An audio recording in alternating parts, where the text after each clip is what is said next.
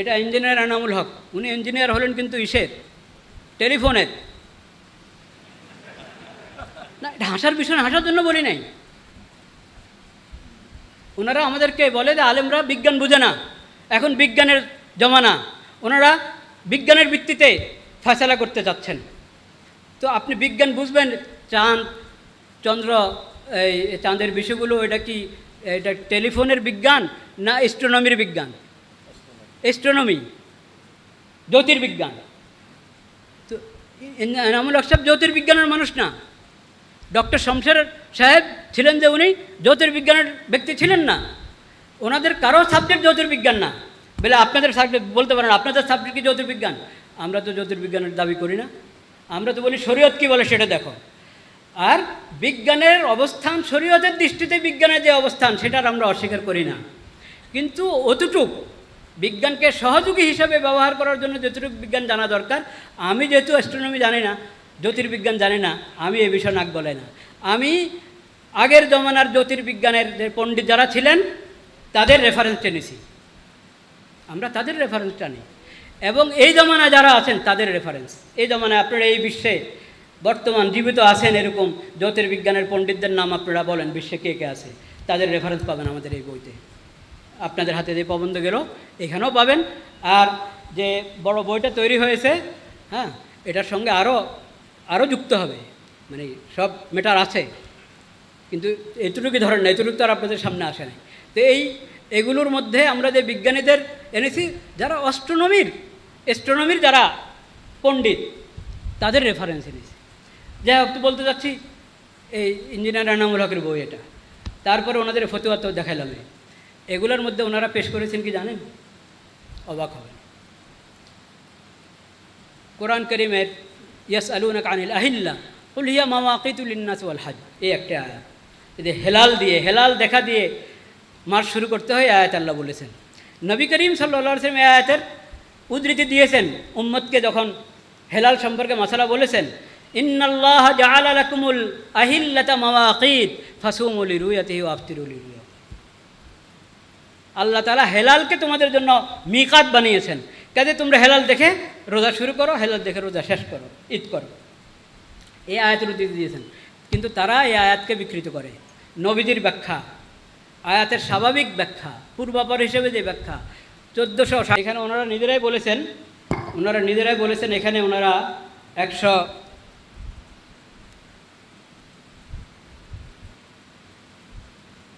136টা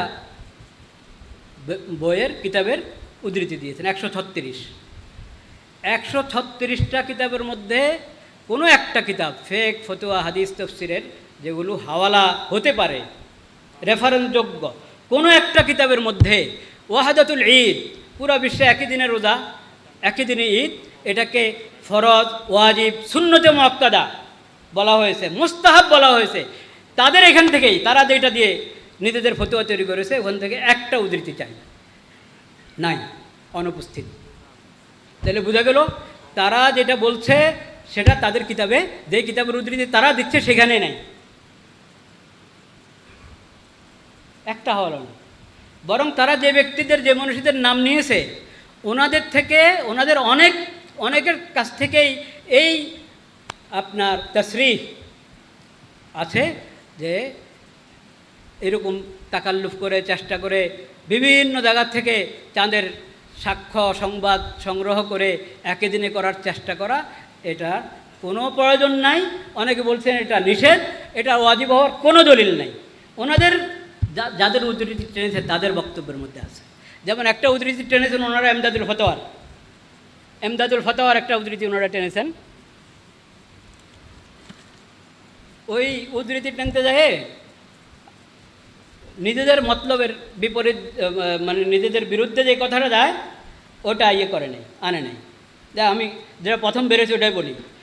এখানে এমদাদুল ফতোয়া 2য় খণ্ড 155 নম্বর পৃষ্ঠা থানভী রহমতুল্লাহ বলেছেন যে হেলালের বিষয় দায়িত্বশীল যারা, অথরিটি ফয়সালা করার, তারা যে ফয়সালা করবে ওটার সাথে দ্বিমত করবে না, না আমলান, না এলামান, না এমালান। নিজেও এর খেলাফ আমল করবে না, অন্যদেরকে জানাবে না, মিডিয়াতে জানাবে না, প্রচার করবে না, এবং অন্যদেরকে আমল করতেও বলবে না।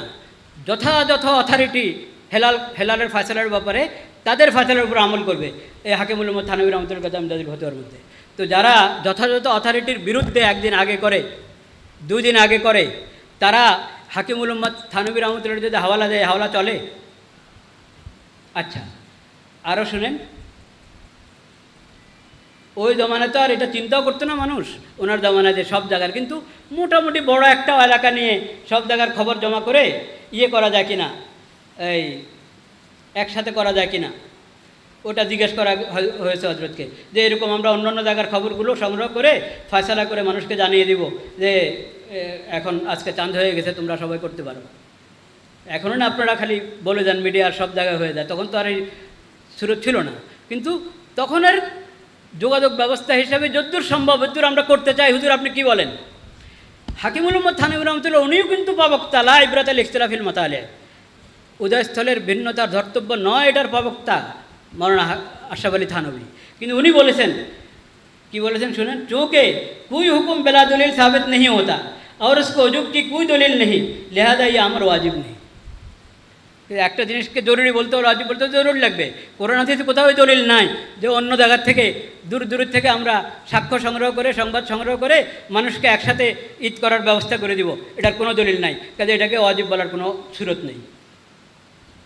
এরপর বলছে, আচ্ছা যদি ওয়াজিব নাও হয়, এটার আমরা শরীয়তে আমাদেরকে যা আদেশ করে নাই, কিন্তু তাও যদি করে ফেললাম তাহলে কি বিষয়, সেটার কথা উনি হযরত সামনে বলেছেন। ওটা উনি বলেছেন এসে গেলে ওটার উপর আমল করো, আমল করা জরুরি। ওনাদের বক্তব্য, সেই বক্তব্য হিসাবে উনি বলেছেন। ওনারা করেছে কি, আমি যেটা পড়ে শোনালে আমরা তো আনেই নাই, পরেরটা আল জবাব ইসকে মুকাল্লাফ তো নেই। প্রথম কথা, এটার তো আদেশ নাই শরীয়তের পক্ষ থেকে যে এরকম দূর দূর থেকে খবর আনো, মুকাল্লাফ তো নেই। লেকিন, তো এরা লেকিন থেকে পরেরটা উল্লেখ করেছে, ওটার অনুবাদ করে দিয়েছে। মুকাল্লাফ তো নেই এটার অনুবাদ করে নেই। তো এখন অনুবাদ, যারা অনুবাদ নির্ভর তারা তো বুঝবে না কী ঘটনা ঘটেছে, কিন্তু যারা উসকে মুকাল্লাফ তো নেই এটা যখন তাদের উদ্ধৃতির মধ্যে পাবে, তখন তো বলবে যে উসকে মুকাল্লাফ তো নেই মানে কি, উসকে, তাহলে সে খুলবে কি খুলবে না? মূল কিতাব খুলবে, খুললে তো দেখবে উসকে মুকাল্লাফ নেই বলে হযরত বলেছেন যে এটা করারই কোনো শরীয়ত আমাদেরকে আদেশে দেয় নাই যে আমরা অন্য অন্য জায়গা থেকে খবর এনে একদিনে করার চেষ্টা করতে হবে। তাইলে এই যে উদ্ধৃতি, এরকমভাবে মুনতাখাবাতে নিজামুল ফতাওয়া, মুনতাখাবাতে নিজামুল ফতাওয়ার মধ্যে ওনারও একই বক্তব্য, লা ইবরাত আল ইখতিলাফিল মাতালে। এজন্য খুশি হয়ে তারা ওনার উদ্ধৃতি দিয়েছেন। ওনাকে জিজ্ঞেস করা হয়েছে ঠিক আজকের পরিভাষায়, যেহেতু উনি পরের নিজামুদ্দিন সাহেব, নিজামুদ্দিন শামদিনা, নিজামুদ্দিন আদমি দারুল উলুম দেওবন্দের ছিলেন, এই সদরে মুফতি ছিলেন। ওনাকে জিজ্ঞেস করা হয়েছে যে এরকম আমরা ব্যবস্থা করতে চাই, কী হয়? তাওহীদুল আহিল্লা, হ্যাঁ, একাধিক চান্না, নতুন চান্না, এক হেলাল, প্রথম হেলাল। ওনার সামনে প্রথম হেলাল বলে না, এক হেলালের কথা বলে, এক হেলালের ভিত্তিতে সবাই রোজা ঈদ করবে, এই সম্পর্কে যখন ওনার সামনে আছে, কিন্তু না না না না, শরীয়ত, এটা শরীয়তের মানসার খেলাফ, শরীয়তের রুচি প্রকৃতির খেলাফ। শরীয়ত কখনো তাওহীদুল আহিল্লার আমাদেরকে করে নাই। चूँकि तौहीद अहिल्ला शरान तो मतलब ही नहीं और न इसका इल्तिज़ाम ही दुरुस्त या महमूद होगा, बल्कि ये चीज़ें मंशा शरा और शारे अलैहिस्सलाम के ख़िलाफ़ हैं, जैसा कि हम अपने रिसालत तौहीद अहिल्ला में तफसील से कह चुके हैं। কোনো না এসবের কোনো শরীয়তের মধ্যে এটা নাই, এটার কোনো দলিল নাই, শরীয়তের মানসার বিপরীত, এটা মতলুবও না এবং মাহমুদও না। মুনতাখাবাতে নিজামুল ফতোয়া খণ্ড 2 পৃষ্ঠা 122। তো ইনি হলেন 136-এর একজন। তো 136 যে এই রেফারেন্সের কথা তারা টানছে, এখানের মধ্যে তাদের বক্তব্য না, এখানে আছে অন্য কথা, যেটা আমি আগে বললাম। দুইটা মত আগে থেকে চলে আসছিল, সেই দুই মতের একমতকে উঠে দিয়েছে, কিন্তু ওই দুই মতের কেউ এই কথা বলেন না যে অন্য জায়গা থেকে খবর সংগ্রহ করে এটা ব্যবস্থা গ্রহণ করতে হবে সবাইকে 1 তারিখে করানোর, নতুবা ওরা বলে কি যে তোমাদের ফরজ রোজা ছুটি যাবে, ঈদের দিন রোজা রাখার গুনাহ হবে।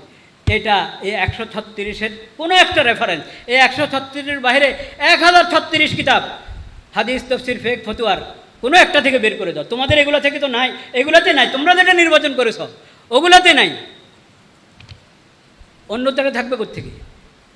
তাইলে তারা যেটা বলতে চায় এটা কোরআন হাদিসের দলিল দ্বারা সাবেত নাই, হাদিস তফসির এর ব্যাখ্যা গ্রন্থ নাই এবং ফিকহ ফতোয়ার কিতাবও নাই। তাদের বক্তব্য কি? তাদের বক্তব্য হলো, তাদের বক্তব্য কি, এখন সত্য কথা কি বলবো, তাদের বক্তব্য হ্যাঁ বলছি, তারপরও দেখেন, মানে তাদের আখেরি জিনিসগুলো আছে আমাদের সামনে।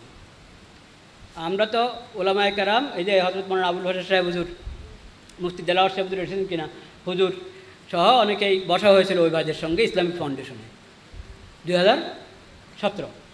2017 বসা হয়েছে।